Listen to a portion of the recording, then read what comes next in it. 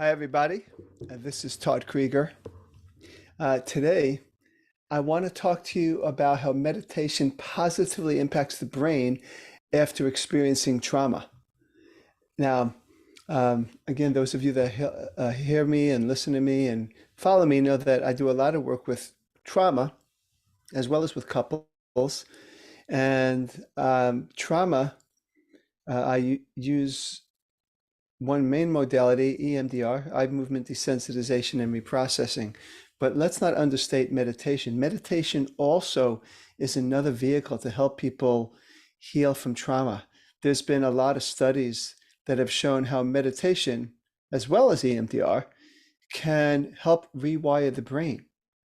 Focusing just on meditation for this talk, meditation can really help calm down the nervous system. So when someone's meditating, they can access the part of them that is beyond the disturbance of past history, whether it's traumatic or just painful. So meditation can help that way. I've been saying this a lot, how meditation done correctly can help people access the parts of them that are beyond the mind, that's still, that's quiet, that's full of resources. You know, if you look at the mind in a way, it's sort of like a tape recorder. And so it keeps us going in the same path oftentimes over and over again. So meditation is a way of beginning to break out of old patterns of thinking and feeling and ultimately behaving. But when it specifically comes to trauma, meditation helps calm down the nervous system, like I just said.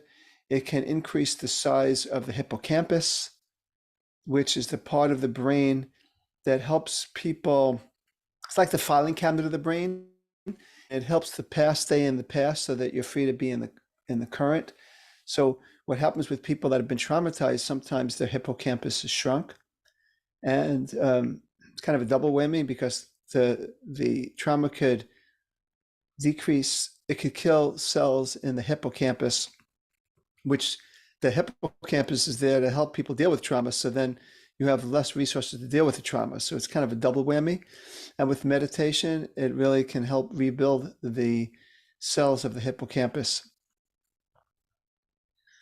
EMDR does that as well.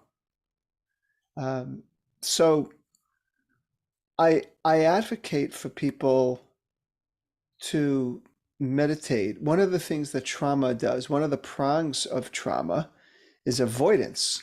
In other words, one of the symptoms you might see is avoidance. Now, another symptom of trauma or post-traumatic stress disorder, more specifically, is hyperarousal, where people are just aroused all the time. So, of course, meditation helps with that. Just to get clear, actually, let me tell you all at once the 4 different prongs of PTSD, post-traumatic stress disorder. One is this hyperarousal.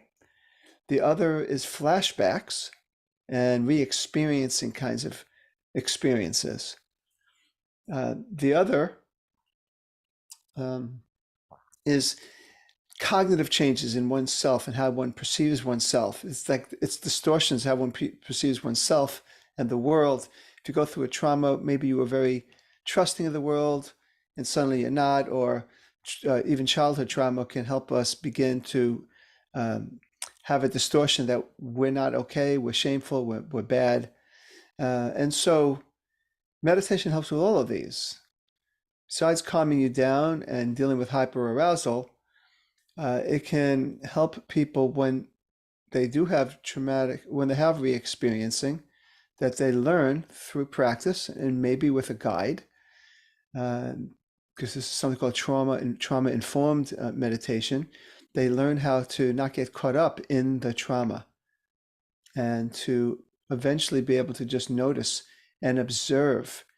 And so you might be feeling things, but as you don't get involved in it, as you identify not with your reactive mind, but with this other part of you that you're accessing, where you can now observe, the trauma starts to lose hold on you.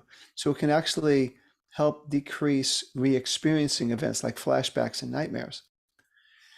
In terms of cognitive changes of oneself in the world, meditation can oftentimes help you get out of the biases that you've been under. You start to access a non-reactionary perception of the way to look at yourself. You get in touch with you're not bad or shameful. You might get in touch with that even though there are things that have gone on in your family or in the world, that deep down, as you go deeper, that there is a place you can go where you can trust. And so you start to correct the cognitive biases that have happened through some of the trauma that you may have been through in your life. And then the last prong is avoidance. And avoidance, we end up avoiding the things in our life that might be good for us. For example, if someone has been traumatized by infidelity, which I've talked about, they may then hold back from being in another relationship or getting close to their partner, even if they've rehabilitated. Or if a person has been traumatized by a car accident, they might be afraid to take the wheel. Well, meditation, as it starts to affect the brain by reducing the fight or flight syndromes, the freeze syndromes, while it increases the volume of the hippocampus, you might suddenly discover that you have choices that you don't need to avoid. So meditation is something that you need to do. You can't just do it once, you got to do it consistently.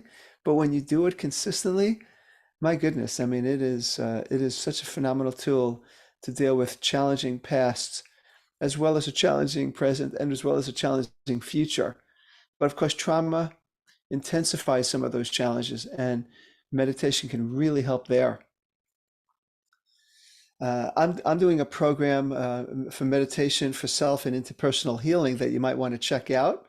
You'll be able to click on the link and see a little bit about how I am helping people learn this modality of meditation. And it really can help with crises such as trauma. So it is, I live by it. I meditate consistently. I have more of my clients meditating consistently. And I want you to check out my program to see how that might help, because I think it is life-changing. And oftentimes when we haven't explored meditation or barely dipped our toes in it, we may have misunderstandings of what it's all about. So there's a lot of good news there with meditation. It can really help people who have been traumatized. And all of us have had some trauma in our life one way or the other. So I just wanted to let everybody know that, and I hope you take it and apply it. This is Todd Creager, making the world safe for love. I wish you well.